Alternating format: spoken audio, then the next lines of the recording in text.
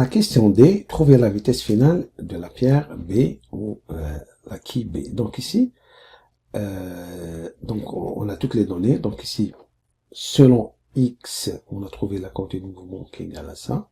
Ça veut dire tout simplement la vitesse. Vous savez que la quantité de mouvement, ici selon X, vous savez que la quantité de mouvement FBX égale A à la masse B fois sa vitesse finale de B selon X. Et 1B égale à 40, la masse de B égale à 40.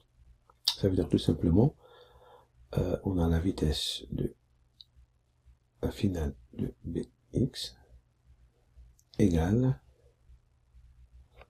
à moins de 0,6,80 divisé par 40. On trouve une valeur de approximative de moins 5,17 mètres par seconde. C'est une vitesse.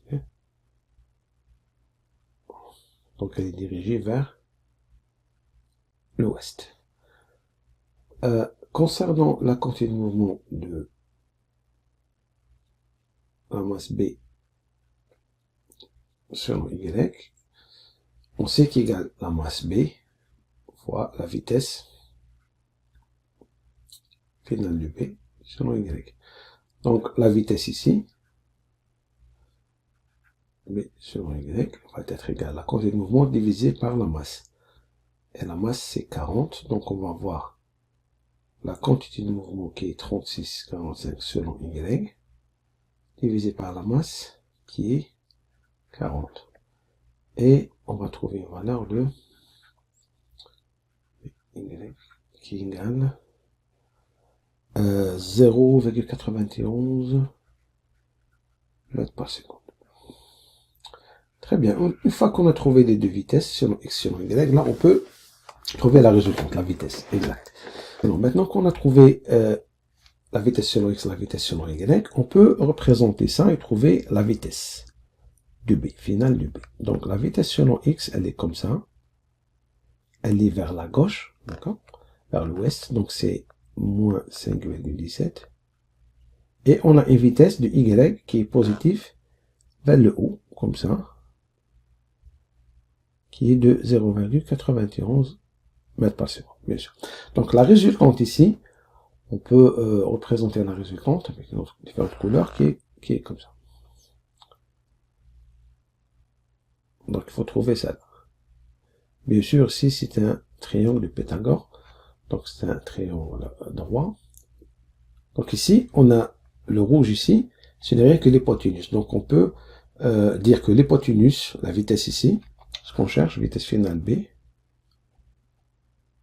donc au carré égale à ça au carré plus ça au carré. Ok, donc on peut dire que la vitesse finale de B égale à moins 5,17 au carré plus 0,91 au carré. Donc si on va calculer ça, ça nous donne une vitesse de 5,25, approximative de 5,25 mètres par seconde. Très bien. Donc on a trouvé notre vitesse du B, qui va être dirigée comme ça, mais il faut toujours trouver aussi l'angle θ. Donc l'angle θ ici, il faut le trouver parce que, rappelez-vous, c'est une vitesse ici qui est... Donc ça c'est le module de la vitesse, ça c'est le module parce qu'il est au carré, c'est le module. Maintenant il faut trouver θ, l'angle, parce que c'est une vitesse vectorielle, elle a une direction. Donc l'angle θ ici, vous voyez bien que la tangente de l'angle θ égale à l'opposé sur l'adjacent. D'accord, rappelez-vous, tangente de θ. Donc, ça qui est important. L'angle θ égale à l'opposé sur l'adjacent. Donc 0,91 divisé par 5,17. Prenez la valeur positive ici, c'est pas parce que le signe négatif, c'est juste la direction. rappelez-vous, ok? Si on prend la grandeur, parce que si on veut calculer ici l'angle, ou si on veut calculer ici, c'est la grandeur, d'accord? Donc, ça veut dire que θ égale à l'arc tangente, ou tangente moins 1, faites ça sur votre calculatrice, qui égale à 0,91 sur 5,17.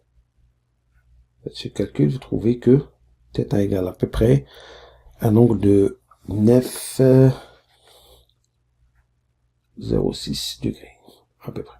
Ok? Donc, la réponse finale, ça va être V,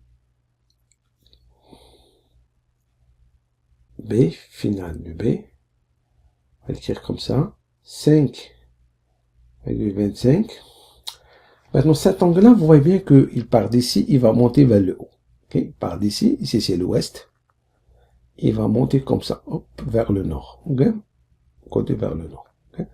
Donc, vous allez écrire, mettre des crochets, vous allez mettre ouest, 9,06 nord. Ok? Donc voilà la direction. Donc la grandeur et la direction. Et voilà votre résultat final de cet exercice en suivant les étapes. Merci, on se verra avec prochaine vidéo.